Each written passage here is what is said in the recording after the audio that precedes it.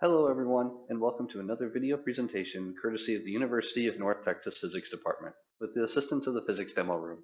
My name is Corey, and we'll be talking about simple harmonic motion.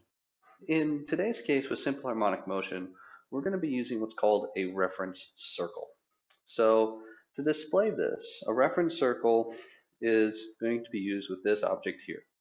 And what we're going to do is we're going to have this object rotate in uniform circular motion. It means it's going to have a constant velocity as it's rotating around, or constant angular velocity. So now normally if we think about this as like, well, how do I represent simple harmonic motion with this reference circle? So simple harmonic motion means that it always has a restoring force and that the motion has to obey a sinusoidal type function. Well, if you're normally looking at it, you might say, well, Corey, this is going in a circle. How is this going sinusoidal? This is where you have to think about it in one dimension instead of two. So if we think about it, if it's only traveling in the y direction, then I'd be at a minimum, I'd be at closest to you. I'd be at halfway farthest away. I'd be at farthest away, halfway, and back. Oh, it looks like it's going away from me and then towards me, away from the camera, towards the camera, in only that one dimension. We could also do it in this way as well. So to visualize that a little bit better, that instead of looking at a ball, we're actually going to take this and we're going to shine a light on it and look at only the pattern there.